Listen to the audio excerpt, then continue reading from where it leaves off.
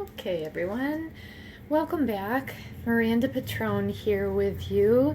And I was asked by one of my lovely followers how I did the beach themed hearts with the acrylic pouring. So that's what I'm going to show today. I have bought some of the Flood Floetrol. And I have a ton of paints, but usually when I have ones that get down to where about an ounce left in the bottle, then I do a 1-to-1 ratio with the Floetrol and then about a teaspoon or two of water.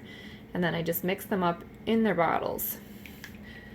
That way I'm not wasting bottles. I save them and set them aside and let them dry out and reuse them again. And that way we're not wasting plastic. Trying to be eco-friendly here too. So when I get them all mixed up, then I do that with a couple metallics and browns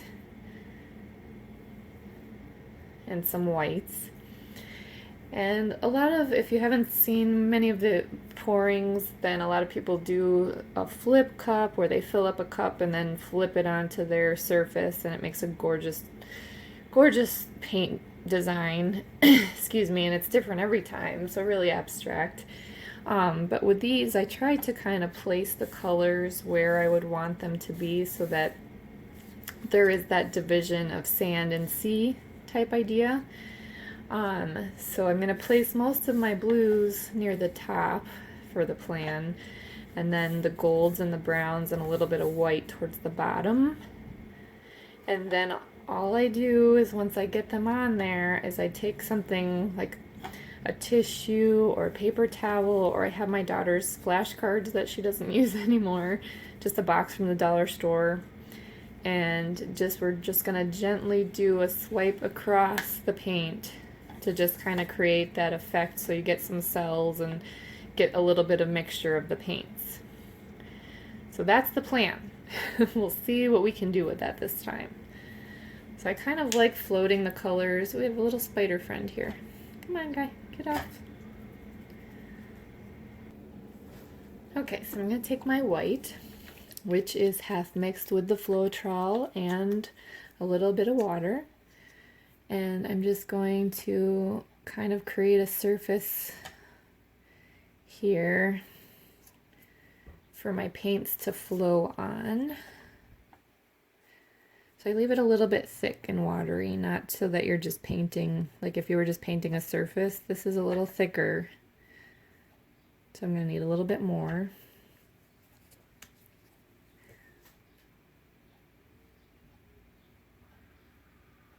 And that way it stops with the adhesion to the surface so that you can have the paints flow a bit.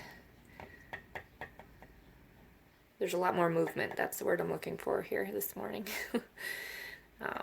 So it gives the paints that we're going to pour on here a surface to move around on. There. So I'm just using a sponge brush to kind of gently spread it around.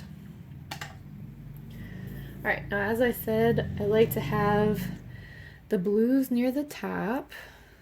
And all I do is just kind of mix it up a little. So, do a couple different dots here and there and lines of different colored blues, and then I get that variation in colors as you go along too.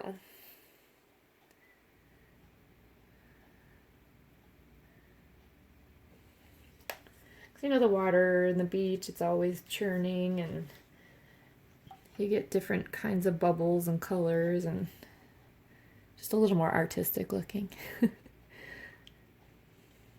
Little turquoise in here.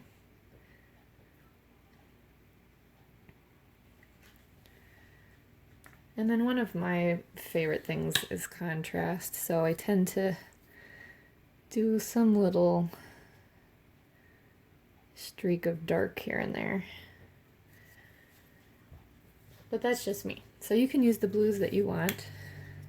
And you can see they're already starting to kind of react with the Floetrol and make some cells, and react with each other, because it is a a density thing like chemistry, you know, physics, chemistry, all the ones that are have more specific tension, specific gravity. Maybe that's the word I want. All right. So then I do some of my, oh, hang on, the browns.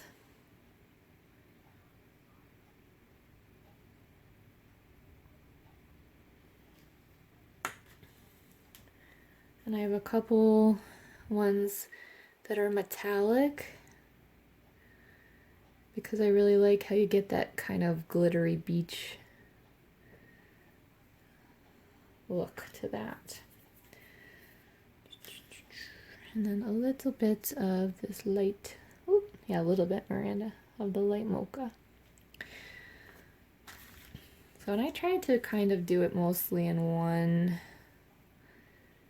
little swoop so that you're not overworking it too much. But depending if you're left or right-handed, and just gently, because you don't really want to drag all the paints off either.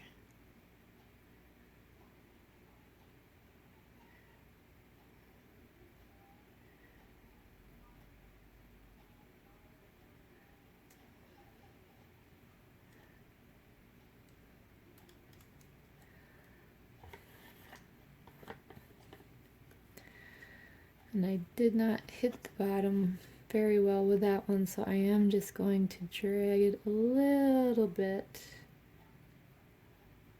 off here. Because sometimes too, if you have too much paint on it, it'll craze and you'll get cracks and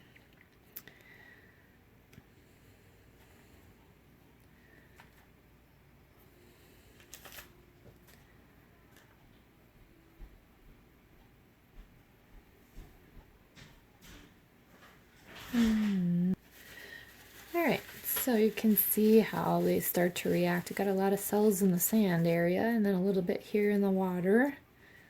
And it's going to be different every time. So I kind of also, here on the sides, just try to connect it to the edge because then the excess will flow over.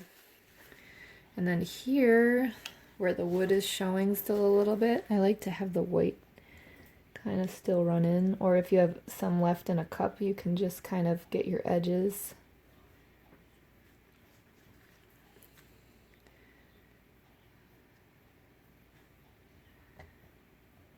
But if you just kind of break the surface tension of it, then you get the runoff, and then you'll get a little bit of flow. And that is how I did them. So it's not super technical, I guess. A lot of it goes into mixing your paints correctly, which I am still a newbie at this, so I'm willing to answer any questions I can, but if you have any suggestions too, I'd love to hear them. Plus I have difficulty after doing all the dots, something that's more precise, just being acceptant of an abstract type look, but I really love the way these pores look. They're just gorgeous. So, and I don't use a torch or anything like that. Sometimes I will blow on them to kind of spread them around, or get a straw and blow them around. But I never, even in the beginning times, I never used even Floetrol in the mixture. So I did get some that cracked because I was not even aware that that was a possibility. So if the paint is thicker, it will crack. So you don't want to pour too much on. It's kind of like a balance thing. And then just let them flow and mix together. So it's kind of fun. They're fun. Little beachy themed hearts. So I hope you found this helpful. And please give me a thumbs up if you like the videos, and I'll try to keep making them as I learn too. And of course I'll still be doing the dots. But these are a nice break from my eyes and just in general for doing something different. And if you're looking for my other videos, you can subscribe to my YouTube channel, and you'll see them all there. And then also, if you're looking to become a part of my art community, you can join me on Patreon. I'll leave the link in the description below.